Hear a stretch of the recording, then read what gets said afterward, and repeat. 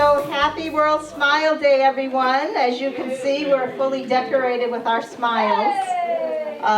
So welcome. So this is our first kind of lunch and learn since the start of the pandemic almost a year and a half ago. So that's wonderful that it's actually starting on World Smile Day. That's awesome. I want to do some announcements. First of all, I want to welcome Pat. Pat will be our new chef. Welcome to our team. I want to recognize Edwina Porter.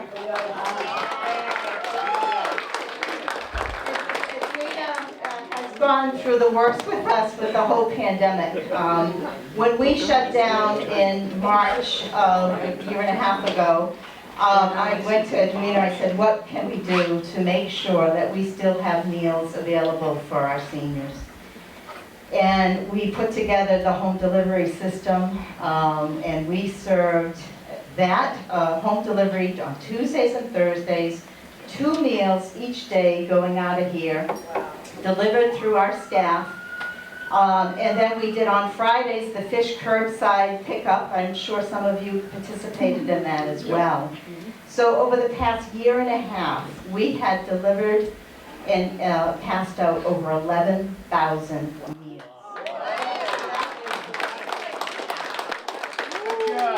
So Edwina is, and behind the scenes, I mean, if you've cooked for a large crowd, you know the work that goes into that. It's not just the cooking, it's the preparing and it just everything, the shopping, everything that goes with it. So yes. So Edwina, I just want to present this to you. If you can come up, please. We want to recognize you and thank you for your hard work and dedication. I truly appreciate it. We're going to miss you.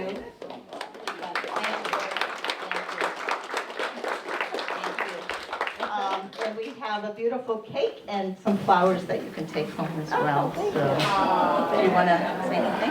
No, just thank you. Thank you to everybody. I really feel like we're a team here, so. And good luck, Pat. Thank you. Thank you. Thank you. So just want to remind folks to hold on to your tickets. We gave everyone a ticket when they came in. We're going to be raffling off that lovely mum plant in the back there that we'll be giving out to the lucky winner. All right, so let's do a moment of silence before lunch, please.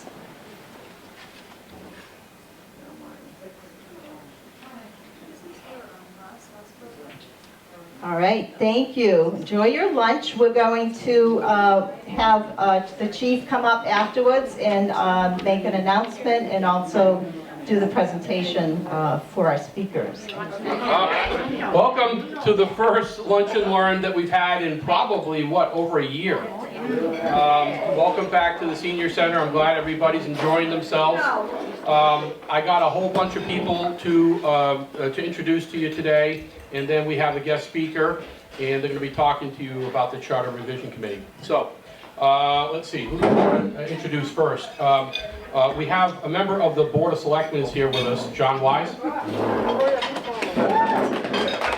Hello, John. Our guest speaker, I'll introduce in just a second, but he's got his team with him here. Joanne Lindemeyer is here, and also Ray Talkey's here. So they'll introduce themselves in just a few minutes, but more importantly, my father is here. So this is Leo. This is Leo. Make sure you say hello before you leave. Hello, Leo. And another person I wanted to introduce to you,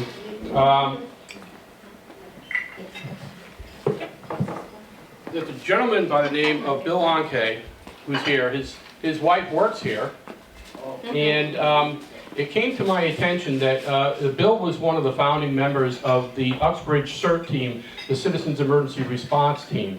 And he volunteered his time on that committee for quite a while. And when he left the committee, due to circumstances I don't know. He was never recognized, and so it came to my attention, and we went out and got a plaque for him for all the work he did with the CERT team. So, Bill, could you come up?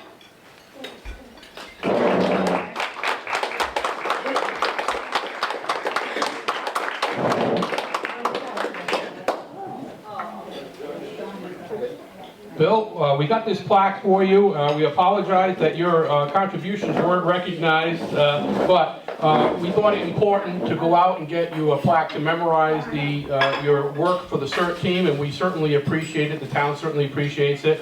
And if we could get a picture with me and Bill.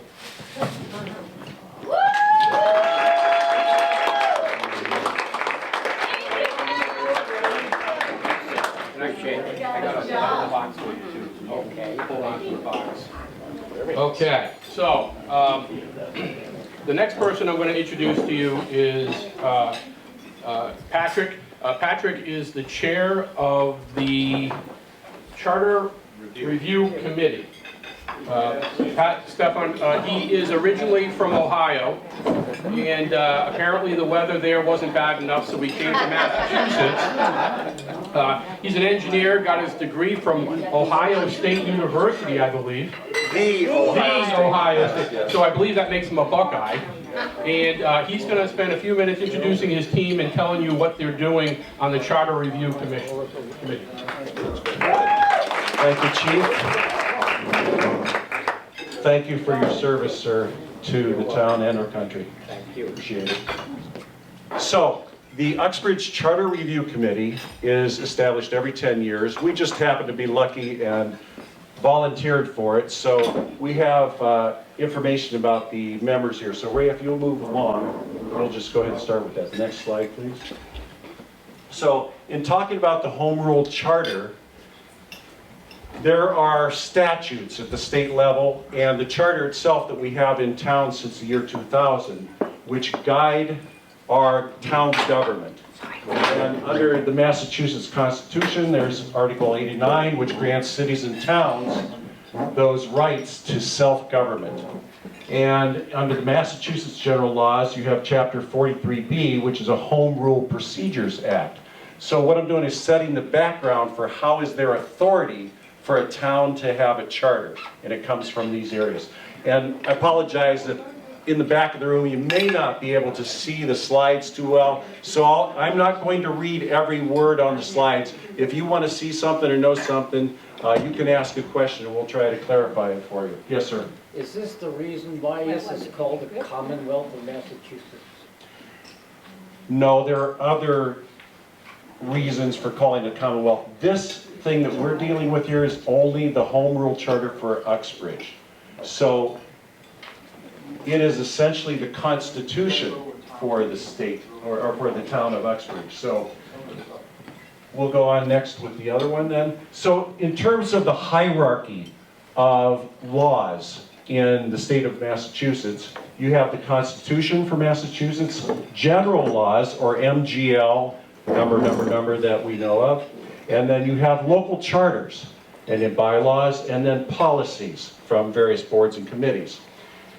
If you have something in the bylaws in Uxbridge, for example, the charter is at a higher level if there's a conflict on it. So we have to work, and whoever, there's supposed to be also every 5 years a bylaws committee, and they're looking for people to do that right now. And there's also supposed to be a charter as well. So Ray, go ahead please. So the Charter Review Committee is established every 10 years in years ending in 0. As you said, back near 2000 is when they first developed a charter for the town of Uxbridge. Then in 2011, actually, it seems that it took a year to get that one going. 2011 they had one, and then in 2012, in November, there was a vote on the charter, and that was at the fall town meeting in November. That charter was adopted unanimously, all of the work led by Harry Romasco in town at that time. So there is a group of 9 members allowed in the charter, and 3 of them are appointed by the moderator, 2 by the Board of Selectmen, 2 by the Finance Committee, and 2 by the School Committee. And they are to make recommendations for changes to the charter. Approval requires 2/3 vote at town meeting. So one of the reasons why we're here to make this presentation is to encourage you to get to town meeting. Not necessarily to vote in favor or against, you know, whatever your wishes are, but to listen to what's happening with the information that you get at town meeting and then vote on it accordingly based on what you believe in. So there's 2 nights of town meeting this year. It's on October 26th and 27th, and on the 27th, the entire night is what I'm showing you here. It's going to be devoted to the charter because it looks like it's going to take a while to go through all of the articles in the charter. But the first night will be with normal town business. So on our committee, we have these 9 people who were appointed by the various committees and the moderator, and 2 others here. As Mark mentioned, we have Dr. Joanne Lindenmayer here, who is also a member of the Board of Health in town. And then we have Ray Tauke. Some of you may know him for how many years he's done many things in town. Ray, I have to tell you, there's a gentleman in the crowd over here who said you look just like his father. So he was kind of, there he is right there. He was kind of taken aback with that when he saw you. He thought he saw a ghost. So next slide, please. So the town meeting has primary legislative functions. So that's why I'm saying get there and vote. There's a moderator, as you know, who leads that town meeting. This year he's going to walk us through every one of the articles in the charter and have a vote on each one of the articles for the charter, which is the same way that they did it back in 2012. So these legislative functions in town are also implemented through policies by the selectmen. People like Mr. Wise here, who is very wise, I'd say, and is doing a very good job in town. Thank you. And the Board of Health and other regulatory boards, committees, and commissions. We looked at the form of government and very closely considered what other forms of government were in other towns, and we were looking at similar sized towns, and what we have is what we call a strong town manager, because most employees in town, not all employees, most employees report to the town manager, and that means it's a weak Board of Selectmen. Doesn't mean that the Board of Selectmen is weak, it just means that they don't have to manage the day-to-day business of the town. So this strong town manager and weak Board of Selectmen model has functions similar to a corporate board of directors, and they're establishing policies by the town manager and by the licensing board, water and sewer commissioners. You know in our town that the selectmen are also the water and sewer commissioners, I presume. And the town manager is the chief executive officer of the town. So we had some guiding principles here, and we wanted to go through long-term issues in the town and address them, have checks and balances. Most of all, having transparency. We want everybody in town to know what's going on at town hall, what's going on in other places, and you'll see things that we tried to do here to get that implemented in the charter. Go ahead. The operating guidelines is we wanted to act like a business, and we had a very good group of people. These 9 people here with a core group that was very instrumental in getting the document together at the end to handle at town meeting. But keeping an open mind, discussion and debate was very civil. We had a very broad group of people from town who were very good at working together, even though they came from different political backgrounds, different ideologies. So we're very proud of the work that we did on this charter. And we started, actually we were appointed in March of last year. So that's what, 17, 18 months ago, we actually were appointed, but we didn't start our work till August because of the pandemic, and almost all of our meetings were done via Zoom, so everybody could join and get involved with these things.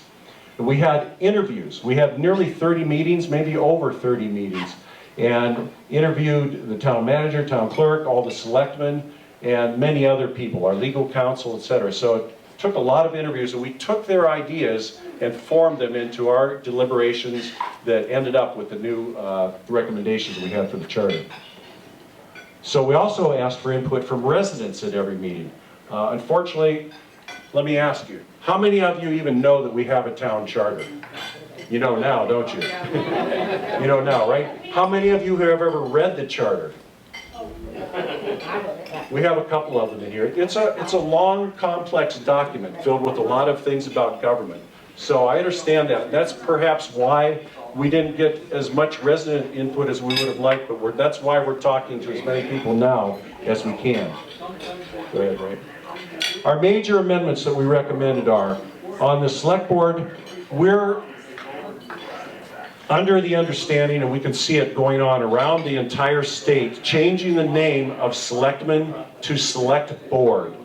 So there was a young lady at Springtown meeting who put in a petition to change that at Springtown meeting, and unfortunately for her, she did a lot of work to get that going. It's not something that could be put into effect at the time because the charter had to be changed in order to do that, and that's why we're doing it at this point, is getting it into the charter now. And it'll be good for the next 10 years if we do that. Go ahead, Ray. Under the Finance Committee, today, there are 4 members that are elected in our charter. There were 3 in the previous charter. There were 3, and we're asking to change it to 4, and changing the moderator appointments from 4 to 3. So it's just switching those numbers around. It gives a little bit more power to the people in town over the Finance Committee if they can elect them.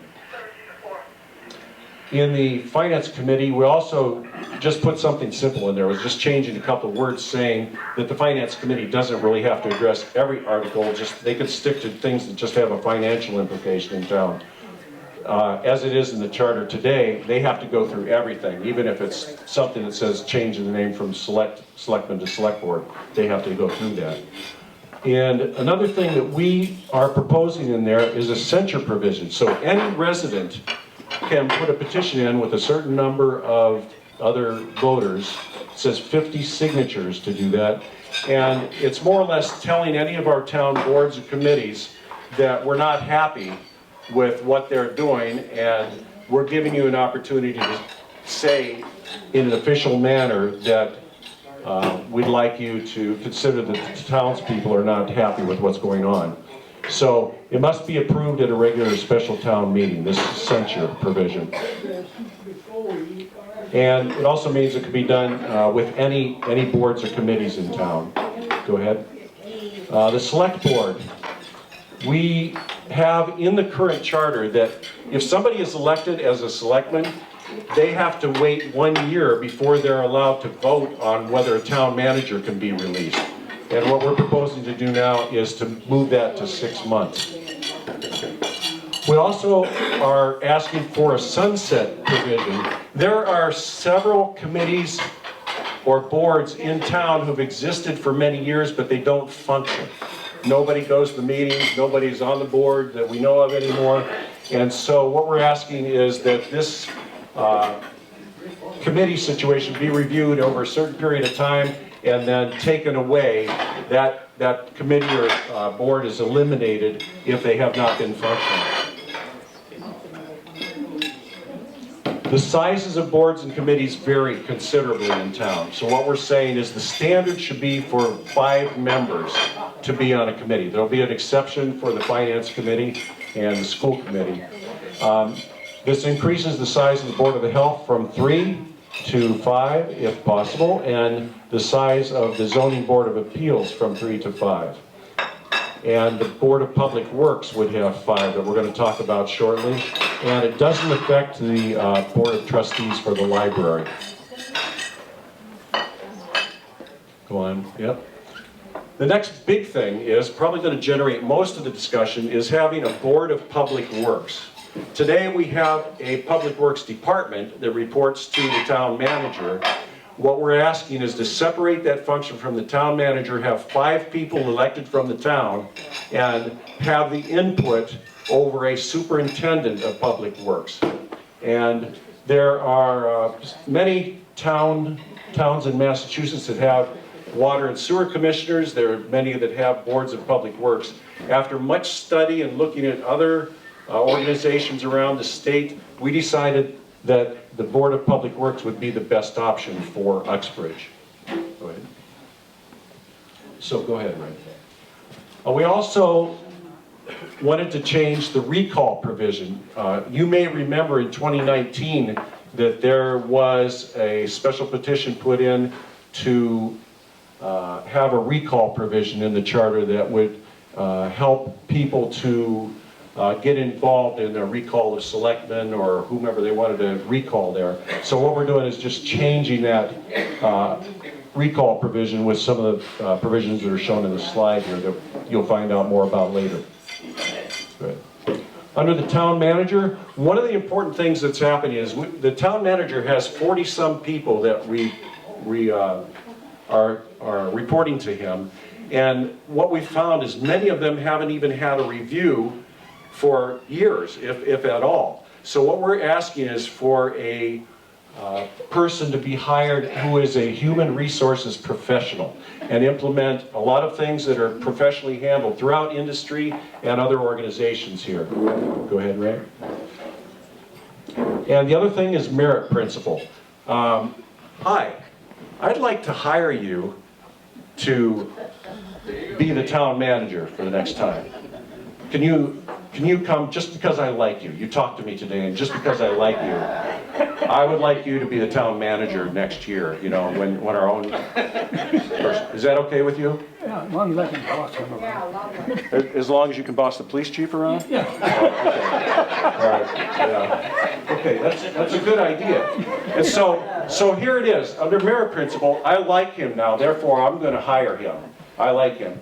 But I'm not going to make him show me any of his qualifications or do anything like that. I'm just going to say, I like you, or because maybe you're my brother, or maybe you're my sister, or whatever.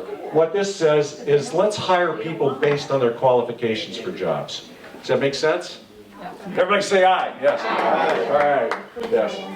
All right. Under audits, you know that the town lost some money recently, right? Everybody knows that? Yeah. And do you know that there is an annual audit required in the town? Yeah. It's in the charter, I believe, and bylaws handle certain things. And the other thing now that we're adding to this is to have a complete forensic audit done every 4 years. They just are completing one now based on trying to find out what happened with this last situation. But basically what we're asking is for those two conditions to be in the charter. The other thing I mentioned earlier was transparency. How many of you can access the Uxbridge website? Do you access the website to find out what's going on? Do you think you're getting all the information that you want to know? Probably not.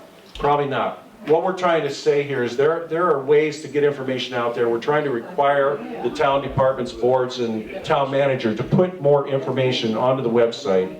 And there may be things done in other media. How many of you are not getting a newspaper directly anymore? You're getting your news somewhere else.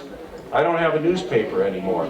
I try to figure out where to get the information, but whenever something is published here, it has to go in the Worcester Telegram and Gazette.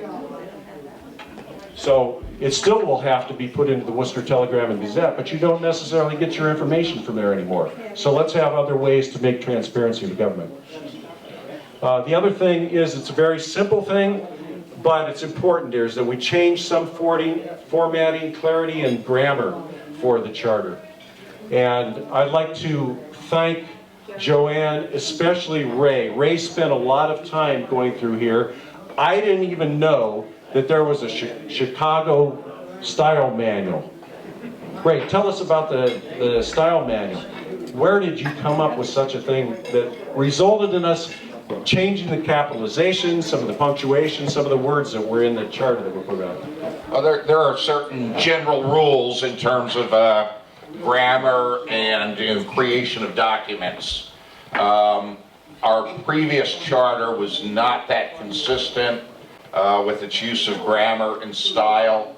There are multiple style manuals available.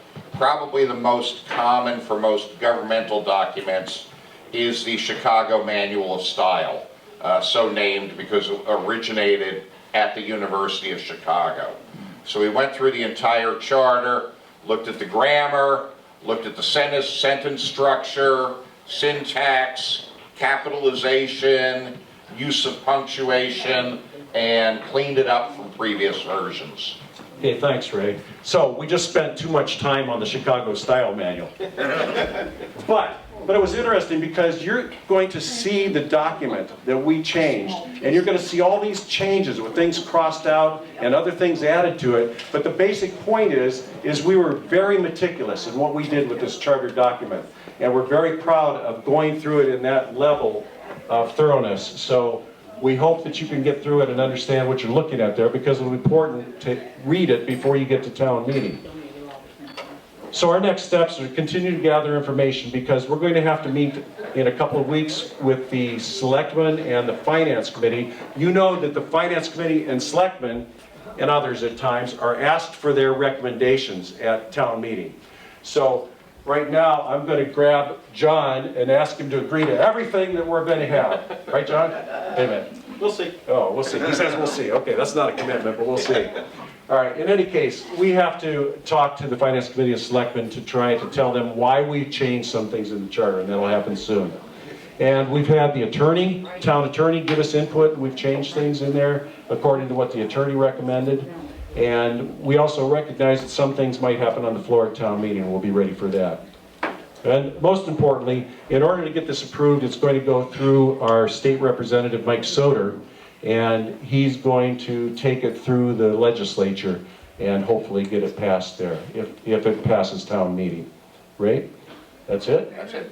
All right, that's it. Okay, is there anybody who can tell me what I just told you? What I see is that you're all still awake. Thank you for spending the time to listen to us and what we're doing. Come out and vote at town meeting. What did I just say? Come out to town meeting. Let's go. All right. All right, everybody. Thank you for your time. Yes, question. The town repaved my street. Yes. What they did was they elevated it and they straightened it out so it's farther away from my property line. Mm-hmm. What can I do about it? I mean, I'd like to buy that chunk between the street and where my real property line is. Right now it's a muddy ditch. What can I do? So you realize that I can't talk to you about what to do. If that happened to me, I would go to the Public Works Department, contact Ben Sherman and other people in the Public Works. Well, let's not get into that. I'm not going to get, but that's what I would do. Also, you can contact your selectman or the town manager, obviously, which you do, and which they should take care of something. John, you want to comment on that? I'll actually, to answer your question, ma'am, to answer your question, I'll come over and give you my business card, and we can continue this conversation, and I'll get you in touch with our Public Works Department with Ben Sherman. Thank you. My pleasure. Thank you, John. Any other questions? You're not allowed to ask anything, I know you. Okay, go ahead.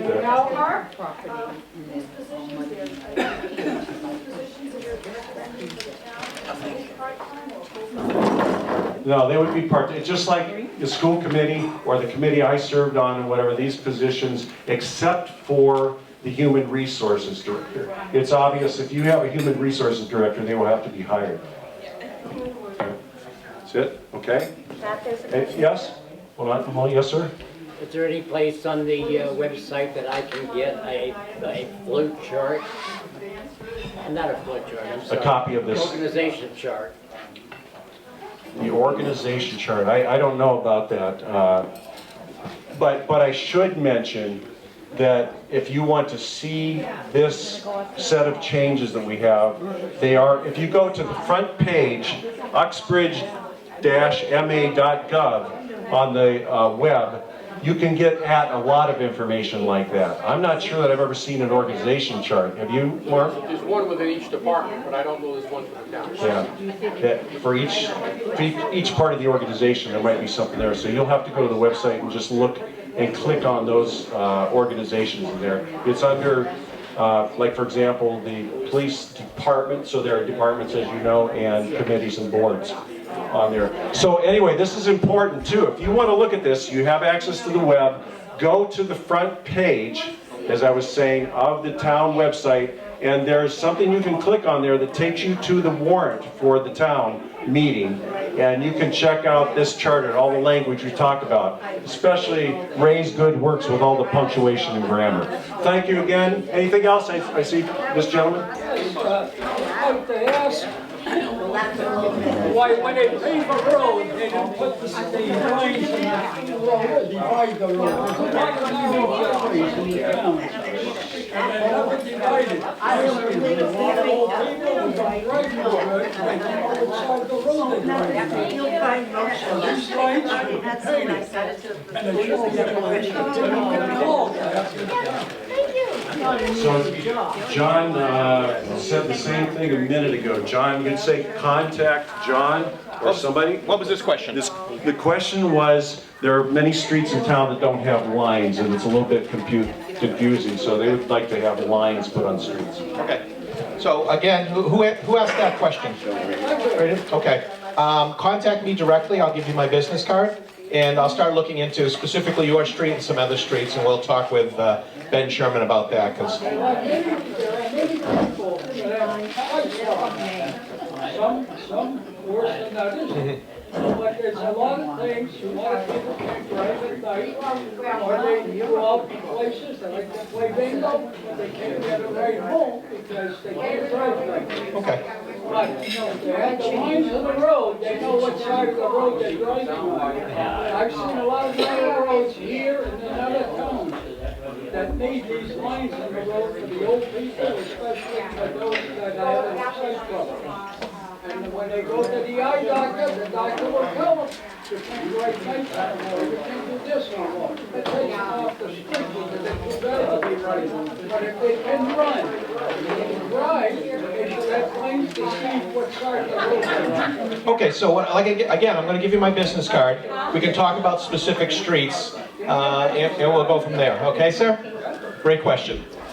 Okay, I'd like to thank Selectman Wise for showing up today and being able to handle some questions. I'd like to thank our chief for showing up today also, and all of the staff who makes this happen for everybody. Thank you, everybody. We'll see you next time.